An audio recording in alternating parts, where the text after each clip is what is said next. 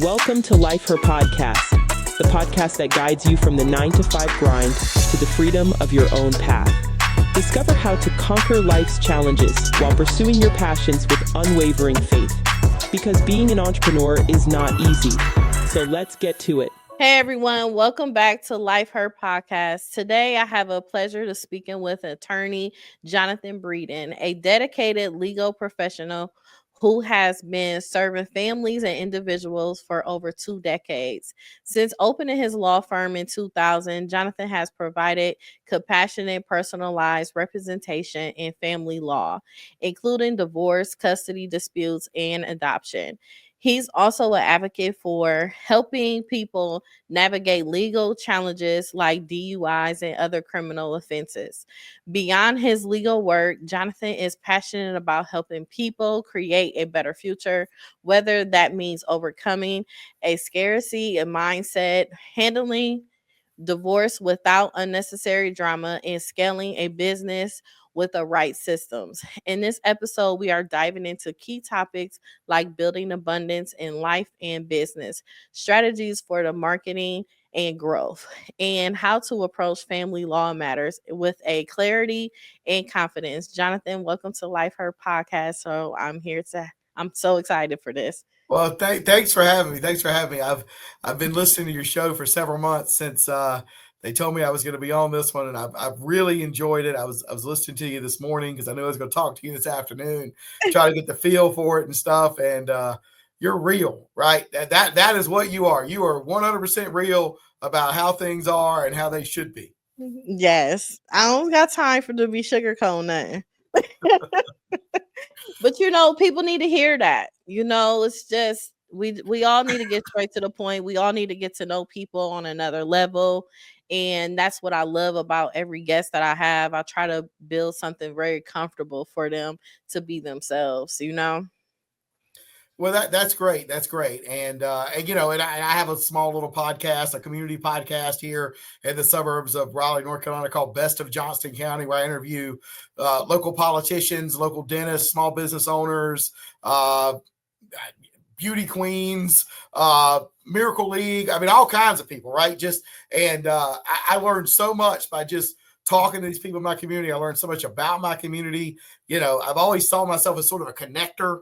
And, since I started the podcast about 18 months ago, it was just available on Apple and everywhere else you find podcasts. I've really become even more of a connector because I've met so many more people, and so many people come up to me now and they're like, "Oh, I saw your podcast," and I don't know these people. And you talk to my neighbor, my neighbor, the dentist, I'm like, "Oh yeah, that was great."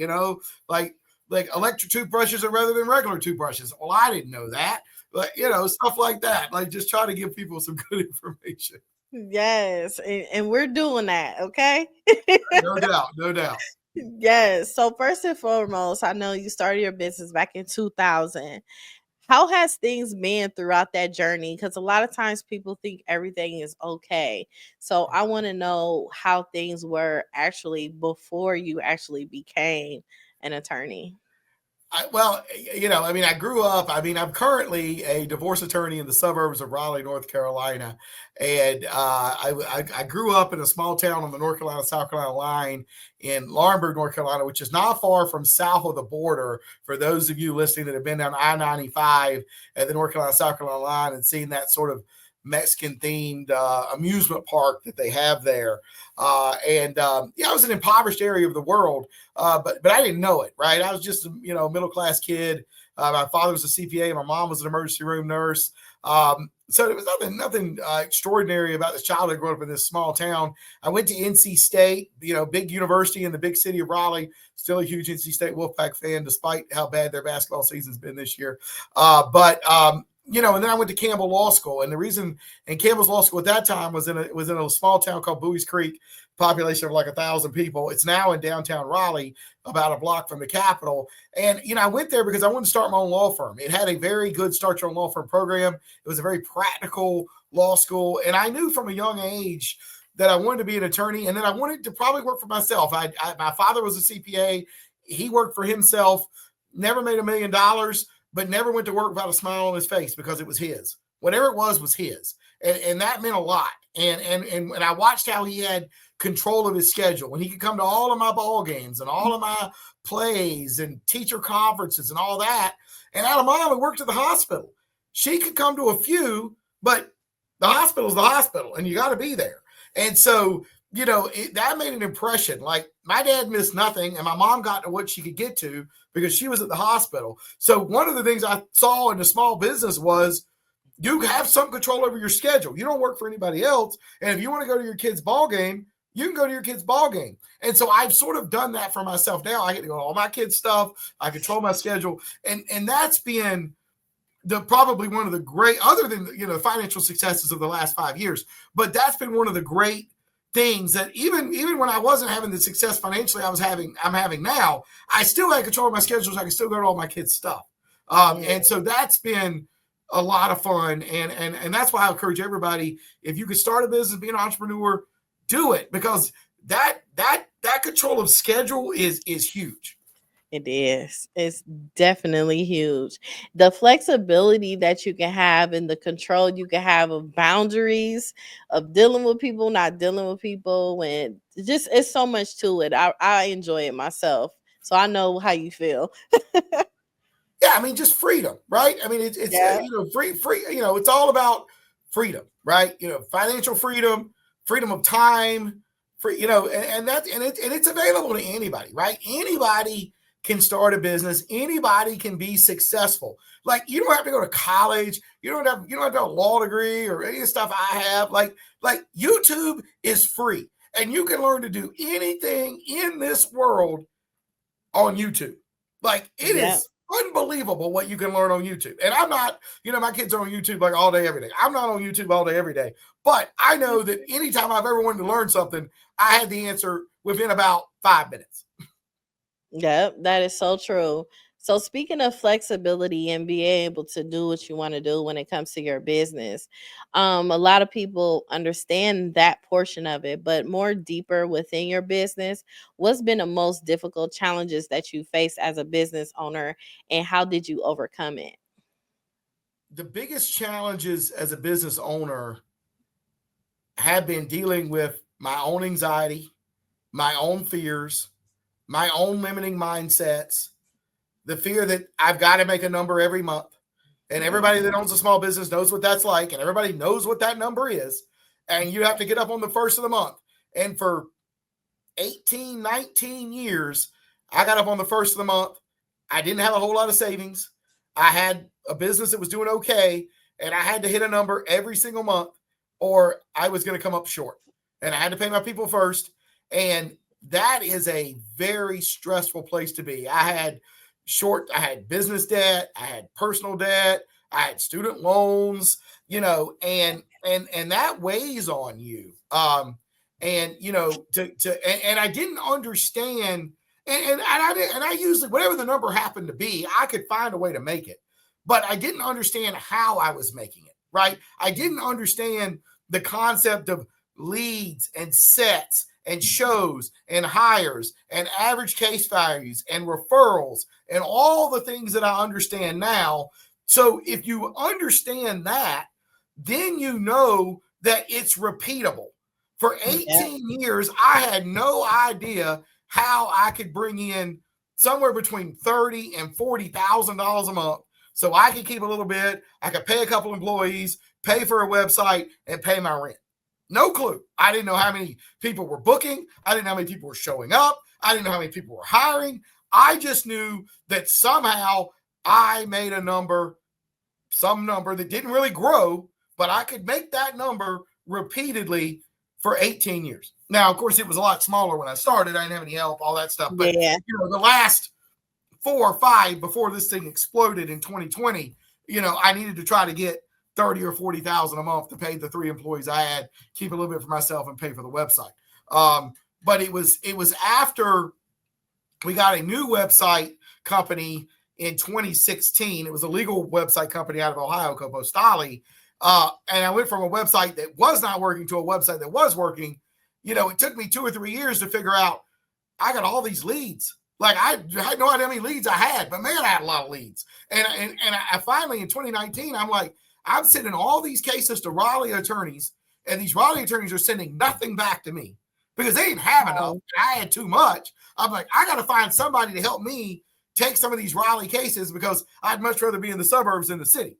The difference between practicing law in the suburbs and practicing law in the city is the difference between practicing law in America and practicing law in Russia. I'm being straight up honest. And that's every city in America. Like, it is a big difference. Business in the city and business in the suburbs, a big difference. In the suburbs, your word is your bond. I look you in the eye, I tell you something, you can take it to the bank. In the city, you better be looking, and you better be checking, and you better be, because it's just what it's the impersonal nature of it. You know, the more scrappy. There's too many lawyers in the cities. There's not enough lawyers in the suburbs, right? So the lawyers in the cities are trying to get every dime they can get, and that means if they're more unprofessional and more unethical, that's more they can charge because the case isn't going to work out. It's just, I'm not going to get on about lawyers in cities, but there is a difference, right? So part of it is, if you're going to start a business, what product are you going to serve, and then how are you going to market it to that person? But this business, once I figured out that I needed a coach, I had all these leads. I had no idea what I was doing. They don't teach a lot of business in law school. And I didn't understand what I was dealing with or how big it could be, because I was doing all of the work. So I was in the business, not working on the business, right? And so when you're in the business and you're looking at the cases and the facts, the judges and all that, you're not working on the business. Well, if you're not working on the business is not going to grow, because the business is going to go as far as the vision of the owner will take it.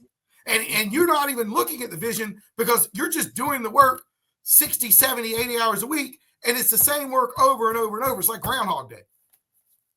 Man. And it's so crazy that you talking about, like, as far as the business and law.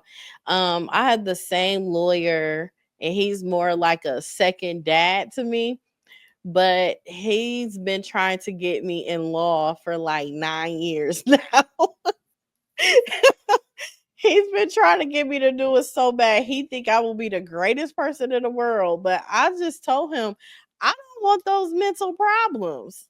I just don't, because a lot of you guys in law, you deal with a lot of things by dealing with a lot of people, and I just don't got that type of energy. I used to. If I would have did a long time ago, I think I'd be all right. But now, heck no.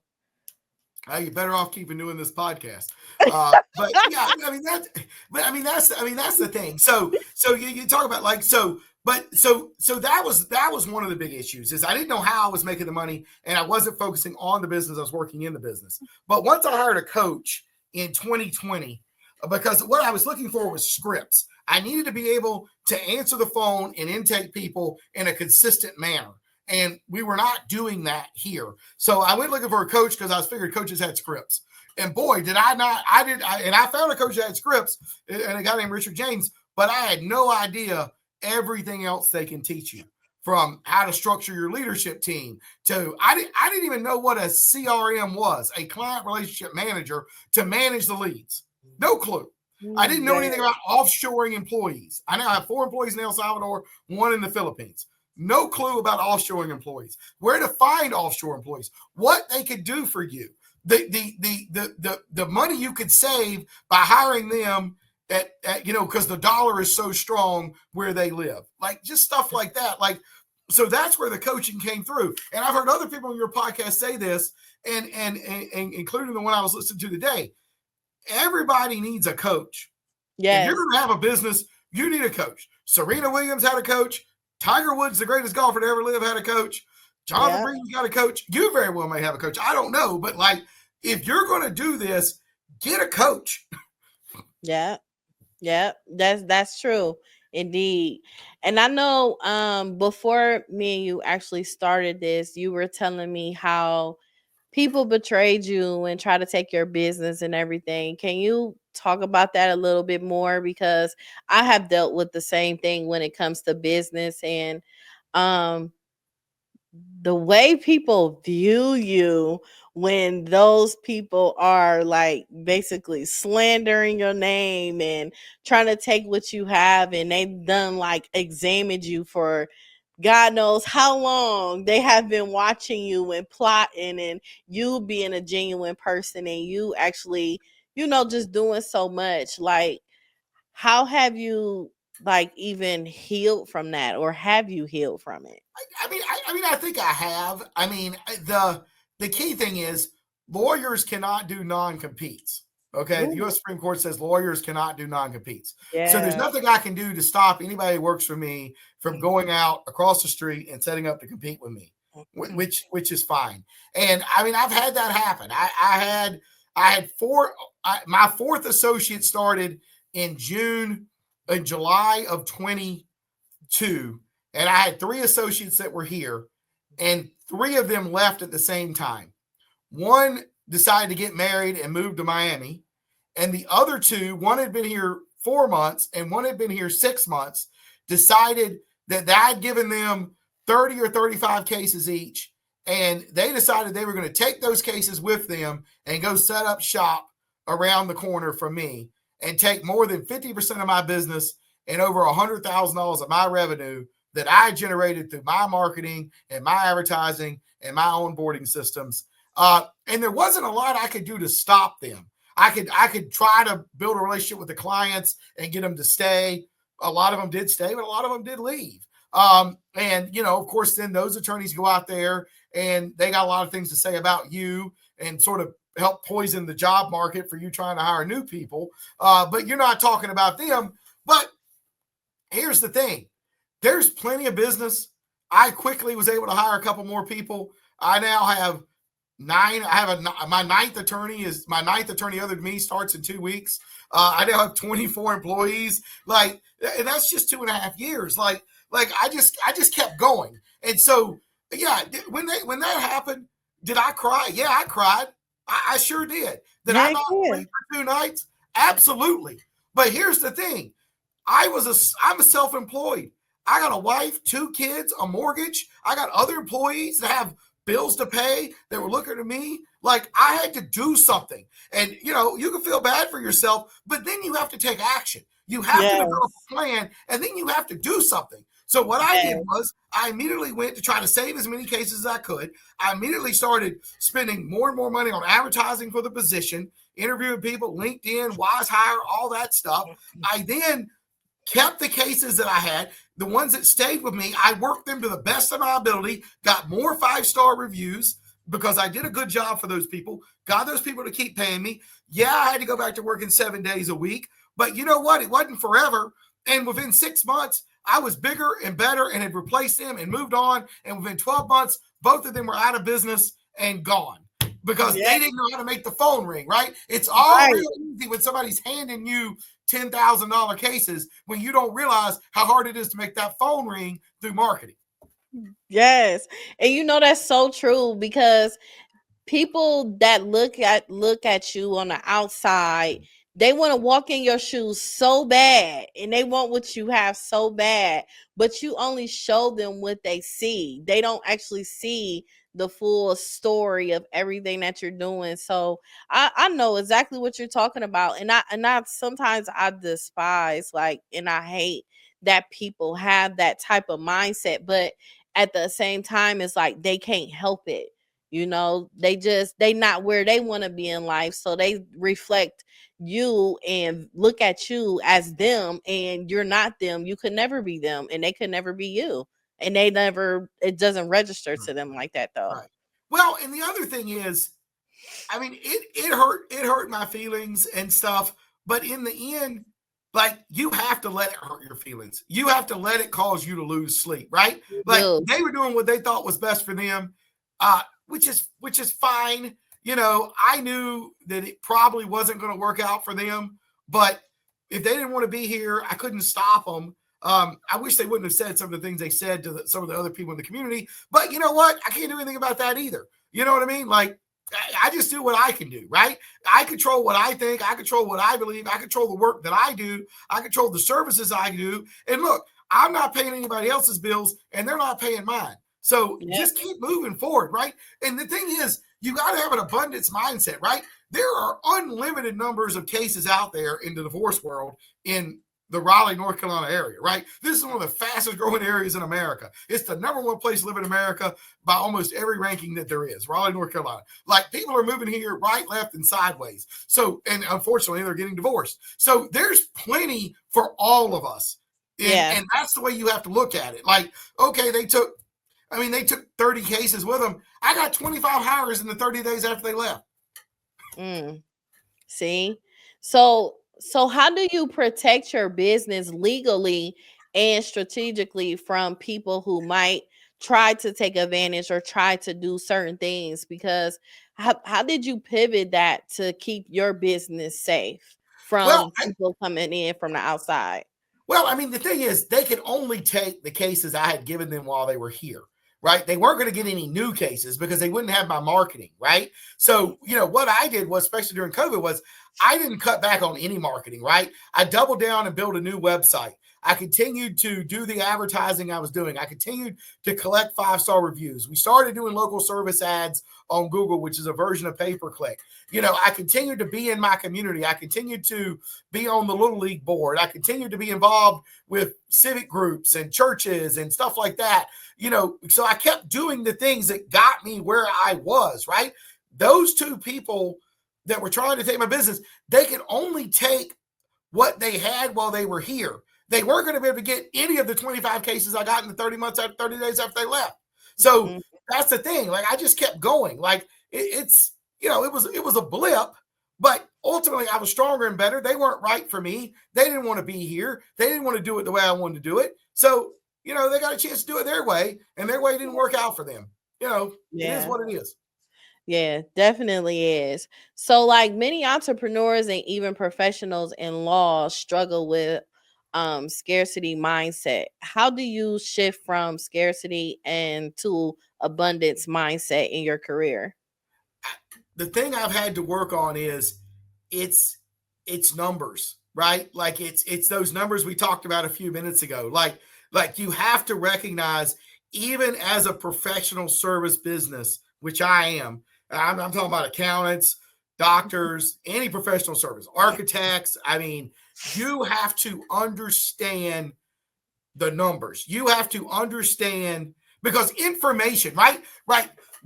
Anxiety and scarcity. Well, we're animals at our core, right? We've been around for thousands of years. We have to, we're making thousands of decisions a second, right? Am I hot? Am I cold? Are you dangerous? Do I run, fight, flight? Am I hungry? Like, all subconsciously, right? And so there is a natural scarcity that keeps you alive as an animal, okay? And yes, we have reason, but we're still animals. We're mammals, all that stuff. So the thing is, you have to then give yourself information and knowledge to overcome your fear of not having enough. And that's where starting to recognize that there is a science to the practice of law as far as a business, and there are numbers that are repeatable that lead to other numbers. So I know if I can set 50 consults in a month and 40% of the people hire me, I can get 20 hires. And if my average case value is $5,000, that would be $100,000 in revenue. And if all the people, and if we collect 97%, we'll get 97,000 of the 100,000. And if 2 of the 20 refer somebody to me, then I can count on that as 2 hires on the next month. And you can run this thing out on a calculator till the end of time.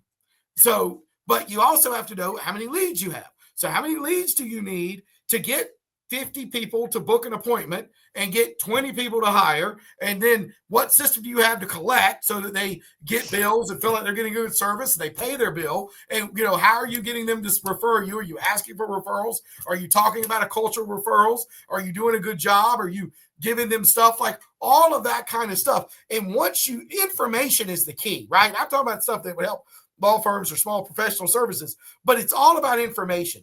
Education and information is how you overcome scarcity and start to focus on the abundance, because everything you want in this world is out there. You just have to go get it. And I'm not saying it's going to be easy, but it's achievable. And you have to truly believe it's achievable. And you have to take steps every day to achieve it. How can you be 1% better every day? I know there's a book about a special needs adult who ran a triathlon. I think it's 1% better or something. Like, I don't know the name of the author, but like, what can you do today to be better than you were yesterday? And when it gets hard, and look, I had 3 employees in June of 2020. They all quit at the same time during COVID for varying reasons. Man. I had to start over. But like, once again, just like in 2022, like you just have to keep going, right? Because if you don't quit, you don't fail.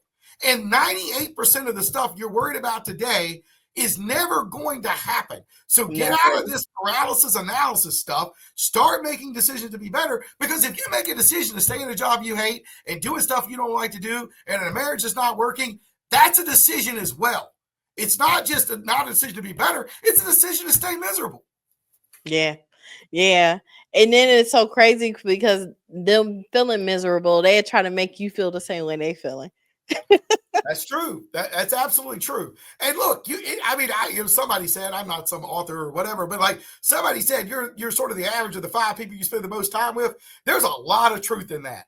If you're sitting around a bunch of negative people, that marriage isn't doing well, they don't like their job, they think their kids are a bunch of numbskulls or whatever, that's going to rub off on you, right?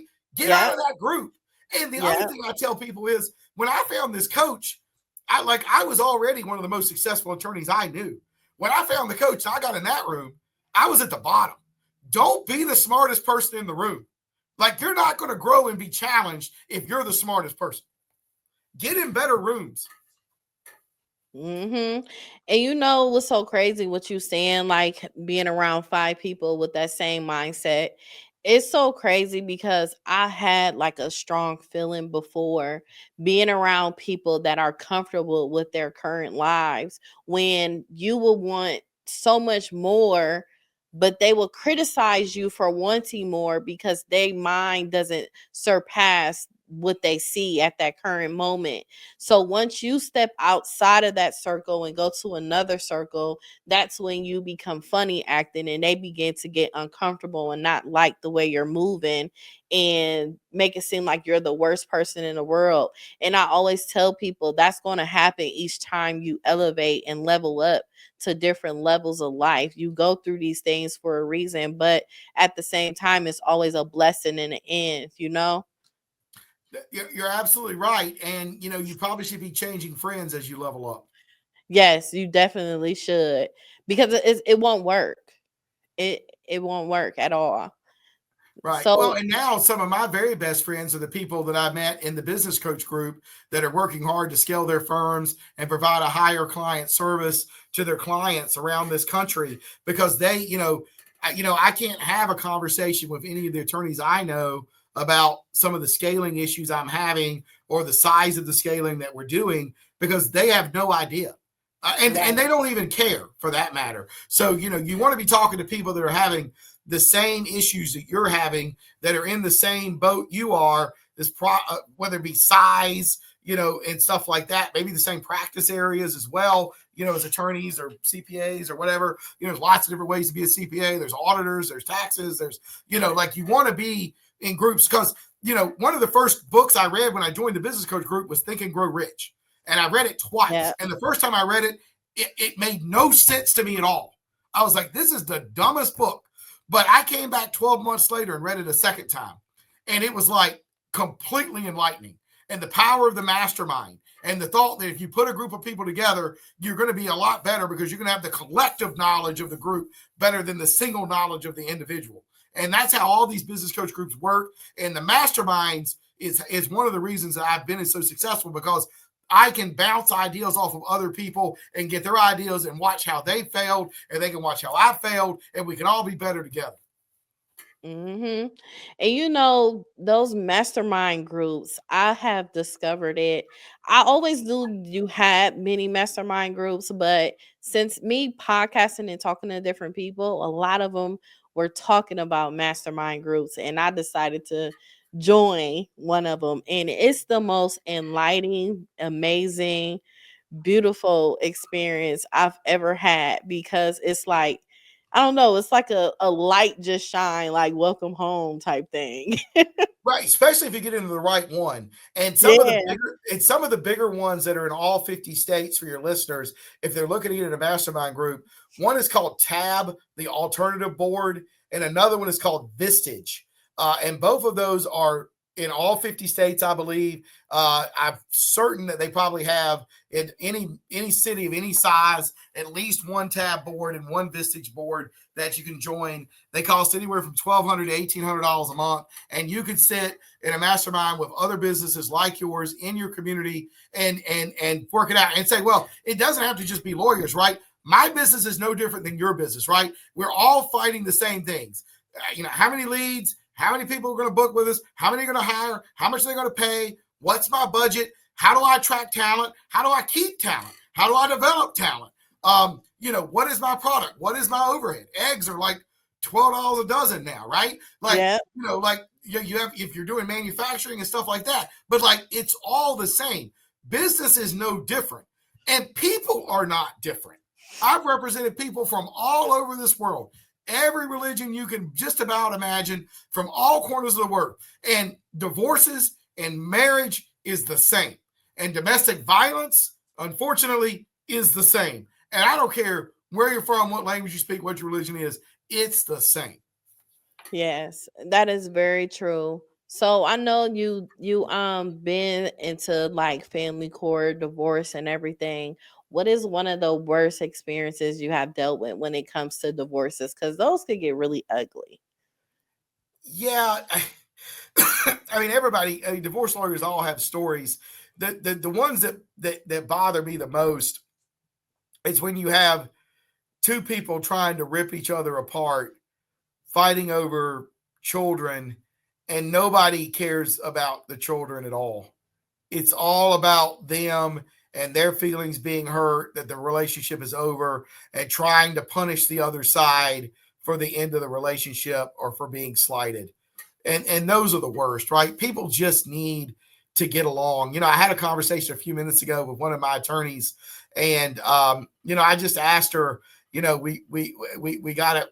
We've now we get the second generation of cases. I've been here for 25 years, and I was asking her, I was like, that now client's mom, that was a really bad case. Like, those parents were really against each other, and now the child's going through it. Shocking. And I'm like, I just wonder if those parents looking at it now feel like it was worth the fight and the money they spent, now that the kids are 22. Yeah, I think people should just try to get along, because here's the thing. If you badmouth the other parent in front of your child, you are stabbing them in the heart. They are half that other parent, and they identify with that other parent, and that is like insulting them. And nothing good is going to come out of you insulting the other parent, even if it's the truth and it's right, in front of the child, because that child is half theirs. Yeah. And you chose that child's parent. The child had no choice. That when it comes to the children, it could get crazy. I have dealt with some situations with the men in my family, and oh, gosh, it's terrible. It had gotten to a point that the mother wanted so much money a month for child support. It was just like extremely out of control. But it's so crazy because her character and her actions and her mouth got her in trouble to the point they end up getting 50-50 custody, and he doesn't have to pay no child support. Yeah, right. That's it. It's just, like I said, Yes. that's the thing that bothers me the most, is that, that people are not thinking about what's best for the child. No, they not. They're That's only worried about themselves, and they don't like his new girlfriend, or they don't like her new boyfriend, and all of this stuff. And nobody's looking out for the kids, and they're the ones that end up suffering in any kind of high conflict case. It's bad enough their parents are going through a divorce, and then you throw in high conflict, and ultimately the kids end up separating from one or both of the parents when they grow up, and that's a terrible outcome. But that's what I see more often than not. Yes. And it's really sad because they don't understand the burden they put on their kids, because it affects them mentally. It affects their schooling. It affects their growth as far as growing up as a child and everything. So it's kind of selfish for parents to really not consider the children and come to a common ground and understand it that makes it what's best for them. Right. And we try to talk to them and try to get people to agree. And, but sometimes we're representing people and we're against people that are just truly sick and they don't, Yeah, they have mental illness and they don't see it the way you and that's I true. would see it. It's because the mental illness is not allowing them to see it clearly. And so we have to deal with that a lot of the times too. And we deal with a lot more personality disorders than we do actual mental disorders. But a personality disorder is just as damaging and as harmful as an actual mental disorder. And the difference is a mental disorder would be like bipolar depression, something that is chemical in the brain that can be treated by medicine. A personality disorder like borderline personality disorder, narcissism, you think about Abuse. schizophrenia is an actual mental illness, but I'm thinking about there's so many. I think there's 14 personality disorders. The two we see the most are narcissism and borderline personality disorder. And the number one trait of both of those is it's not you, it's not me, it's you. Yeah. Which makes it even more difficult. You know what I'm saying? So it's yeah. So I mean that's the thing. And personality disorders are often developed in childhood, often trauma in childhood, often when the mind is the most fungible between the ages of 4 and 6 and 13 and 16. Some trauma has happened that's caused them to develop this as a protection mechanism about something that's happening in their childhood, and it sticks with them for the rest of their life. And it's very difficult to treat personality disorders because they can't be treated by medicine. The only way to treat them is to treat them with regular sustained counseling and sometimes group therapy. And it's hard to get people that have them to go because remember, it's you, not me. So why do I need to go get help? So like what are some like strategies parents can use to prioritize their children's well-being and like during a divorce? I mean, I think you have to recognize that the children belong to both parents, that they love both parents. And even if they're not seeing that parent on a regular basis for whatever reason, they're thinking about that parent every single day because that's half them, right? And I know it's just your ex-boyfriend or your ex-husband, but it's that child's father or mother. And they have a bond with them. And yeah, you moved on and you got a new man or a new woman and you're in a new relationship, but that bond between parent and child is still there. And so you have to be thinking about what is best for the child. And I'm not saying that the child, if the other parent's on drugs or drinking and it's a dangerous situation, that's one thing. But if it's just you're mad that you got broke up with and you don't like his new girlfriend or her kids or any of that stuff, get over it. Like just do something where this kid can be involved with both families, do both traditions of holidays, whether it's Christmas Eve, Christmas Day, Thanksgiving Day, whatever it is. Like they need to be involved in those things because that's important. Family traditions, knowing your family, your cousins, all that is extremely important because once you grow up, friends come and go, but family's still there. And if you got a good relationship with your family and they're good people, they're going to be there for you. They're going to be rocks you can build around. But if you alienate half this child's family and they never get to know them, that's not fair to the child. Nope. It's not fair at all. So what are some legal steps that can someone take to prepare for a smooth divorce or family child battle court situation? I mean, I tell people that they need to educate themselves. At the first thought that this relationship is not going to work out, you need to start educating yourself. And, my website, we get thousands of visitors a month. I wrote a book, Divorce Law in North Carolina. So if you happen to be in North Carolina, you can download that book. It's got a pretty good overview of what's going on. In every state, divorce lawyers have written books that are free. You can download on their website. Find a book for free, or you can order mine on Amazon for $14.95 if you want to. You can download it for free from my website. But you need to start educating yourself. The next thing you need to do as part of that education is you need a budget. You need a budget for what if you stay where you are, or a budget for where you're going to go and what it's going to cost. Because here's the thing. It costs 60 to 70 to 80% more to live apart than together. And most people are living check to check. So all of a sudden, there's going to be 2 rents, 2 water payments, 2 cable bills, 2 cell phone bills, 2 car insurance payments, where there often is only one. And so you need to be thinking about a budget and how you're going to be able to support yourself with some help from the other side, or maybe not any help from the other side, particularly if they take off and, sort of go underground on you, so that you can protect yourself and be able to pay your bills. And that means your lifestyle might need to go down, and you might need to move further into the suburbs, and you might need to move to an apartment or a mobile home or something like that. But a roof's a roof, and you need a roof, and you need a budget to be able to take care of your kids. Because if you can't provide the basics for your kids, the other side is going to get custody. Yeah. So what advice do you have for someone struggling emotionally with the separation and the divorce while also handling the legal side? Get a counselor that's not your lawyer. An actual counselor who's trained to help, whether it be BetterHelp, or they do those. I mean, those are like $300 a month, and you do it on the phone or Zoom. They're in all 50 states. Or find a local counselor so that you can talk through the emotions you're going through.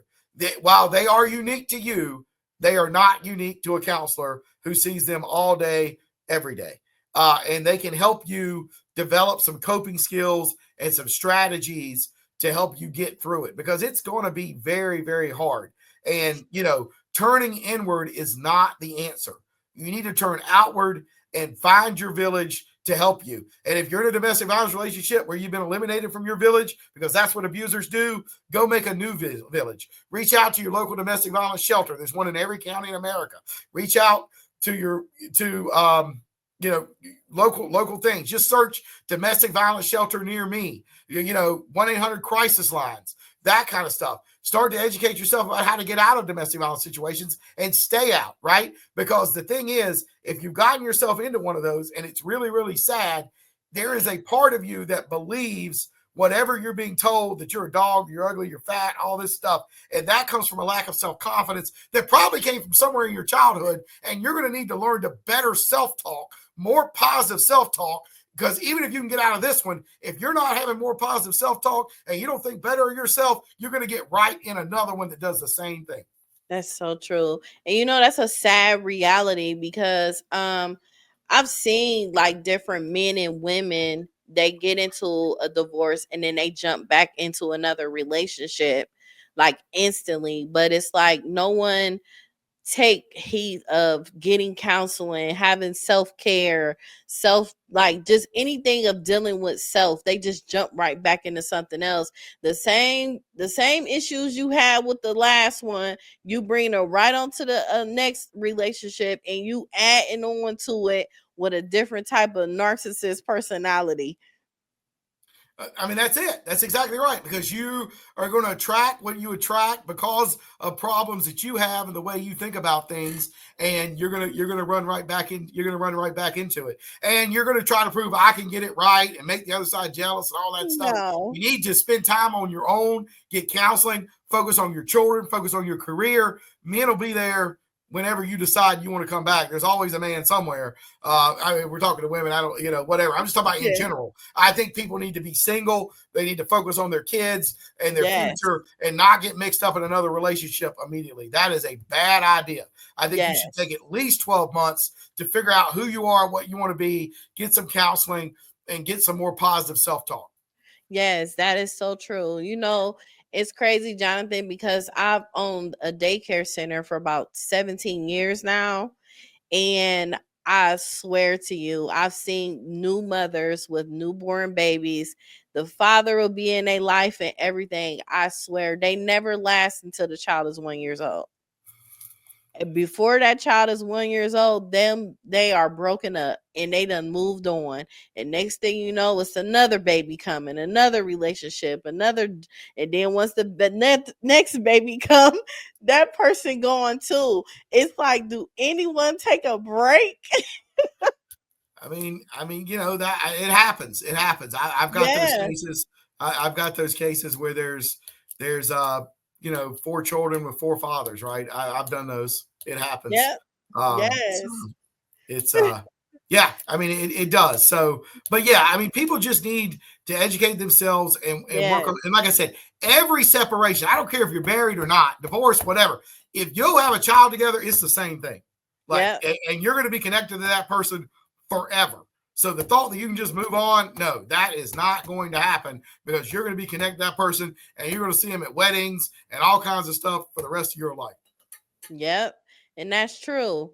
So, looking back on your career and business journey, what's one piece of advice you wish you had received earlier?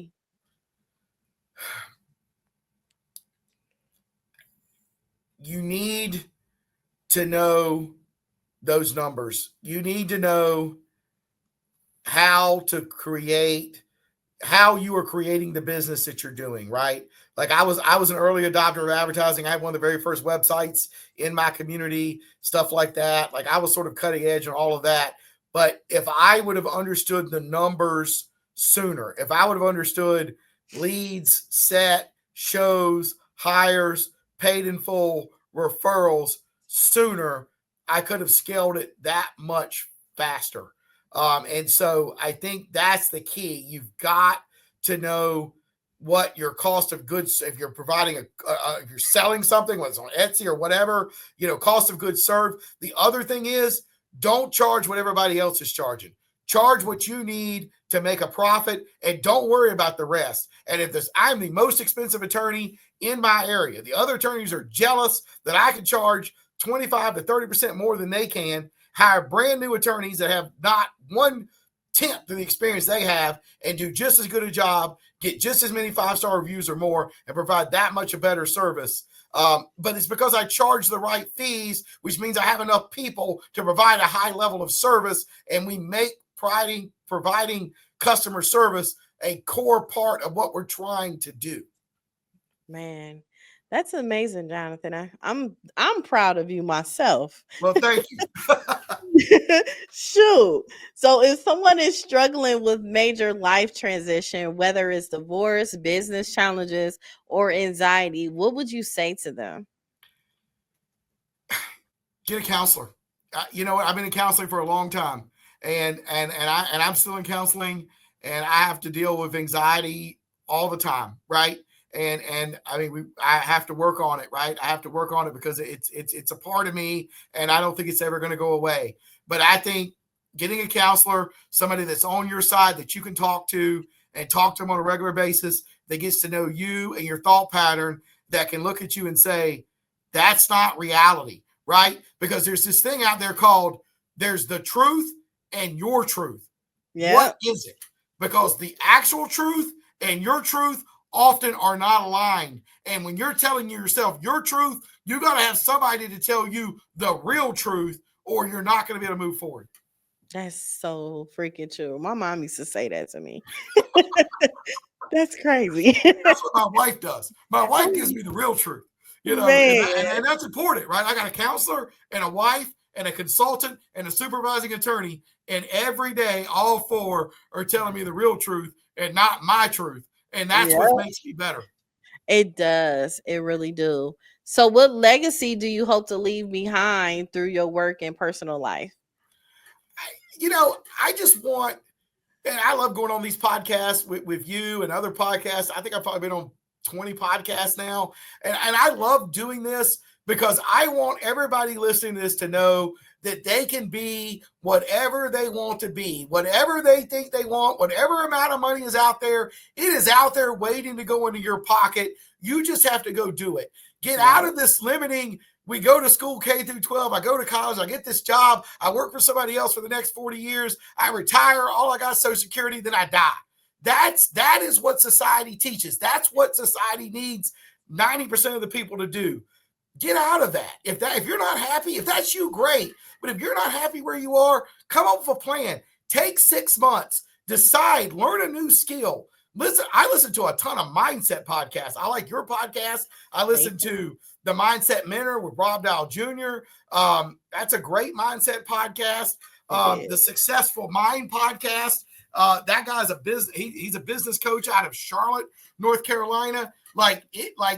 Listen to these things. Listen to these people. I listen to tons and tons of them. And I'm constantly learning, and it's absolutely free. I learn something every time I listen to your podcast. I listened to your podcast this morning. I was learning all kinds of stuff about finding your calling and stuff in this world, right? That was good stuff. So it's, that's the thing. But you have to take steps, and you have to keep taking steps, and you have to not quit when the first 8 don't get you to step 30. Yes. Because so many people think, oh, it's going to be easy, and then they just quit. Like if you took 6 months and you separated from the world and you said you're not going to go to those bars and those stupid parties, and you're going to focus on learning a new skill using the internet and YouTube to provide a service or a product to society, when you came back in 6 months, it's going to be like Groundhog Day. Those same people are going to be doing the same thing. They're not going to even know you were gone, and you're going to be 10 times better. Yeah. And that's the truth. And it's so crazy because a lot of times when you have those conversations and you say those things, it's so foreign to some people. And you can have like 10 people in a line and say what you just said, but at least one of them is really going to listen and take heed and actually do it. Right. And look, if everybody did it, society wouldn't work, right? 90% of people need to get in the rhythm, right? You read the book Rich Dad, Poor Dad, and it goes through that whole thing. That's a good book. But it's a lot of it's about education, right? I read a lot of books. I read mindset books. I read Think and Grow Rich twice. I've read Joey Coleman's book on how to never lose a customer again. I read Joey Coleman's book on how to never lose an employee again. He's a reformed attorney, and they're fascinating about the mindset and what employees today want and what customers today want and what they expect. And people, if you own a business out there or you work in a business, you got to understand the customer right now is comparing you to Amazon. They hit click and Amazon delivers cold milk in 2 hours. That's what they expect. I'm not saying it's right, but that's the expectation that you got to try to meet. That is so true. That is so true. So tell me, what's next for your law practice and any big goals or projects on the horizon? Right now we're just trying to train up our new attorneys to be able to provide more divorce services for more people here in the Raleigh, North Carolina area. I do think in the next couple of years, we'll probably move to other areas that are underserved in the state. We will not go into the cities. We'll stick to the suburbs. I'm kind of a suburbs kind of guy. So I think we'll keep doing that. I think I'm going to continue going on podcasts like yours. I'm trying to take some of on my podcast, every 4th or 5th episode, I talk about legal issues. I'm trying to take those podcasts and use AI and turn those into a book on family law. So that's a project I'm working on right now. And I probably, as this business gets to be able to run more and more without me, I'll probably start to go out and give speeches and just go talk to people in groups and stuff, especially as my kids get older and maybe go off to college, because I just love sharing what I have learned and and the success that I've had. And I want everybody to be as successful as I've been. And there's nothing special about me, but I had to work really hard on myself and not quit, because success is on the other side of pain, and you got to go get it. You ain't lying about that. You know what's so crazy? I have those feelings, and I've dealt with a lot of pain, a whole lot of it, and all I see is myself elevating. All I see is myself taking things to the next level, meeting other people like-minded like yourself and everything. And it brings so much clarity and understanding when you talk to people that's relatable to you on where they're at in life, and it motivates you to actually just keep going. There's no doubt. And look, if people want to reach out to me and see what we're doing and some of the stuff we're doing, they can reach out to me. I'm on LinkedIn at Jonathan Breeden. That's Breeden. My law firm website, if you happen to be in North Carolina interested in divorce, is breedenfirm.com. We're on Twitter at Breeden Law NC. We're on Instagram at Breeden Law Office. I think I'm on TikTok as well. Okay. I don't know anything about TikTok, but we're out there. You can email me at jonathan@breedenlaw.com. Be glad to answer any questions about what I've done, give you any of the resources I have. I'll do anything to help anybody, because putting positivity back in the world is something that we can all do. And I think it's important. Yes, it is. Well, thank you so much, Jonathan, for being on Life Heard Podcast. I really appreciate you. Thanks a lot. Maybe we'll do it again. Yes, definitely. Thank you, everyone, for tuning in to Life Heard Podcast. Make sure you subscribe on YouTube and also listening to us on audio on all major platforms. Thank you. Welcome to Life Her Podcast, the podcast that guides you from the 9-to-5 grind to the freedom of your own path. Discover how to conquer life's challenges while pursuing your passions with unwavering faith. Because being an entrepreneur is not easy. So let's get to it.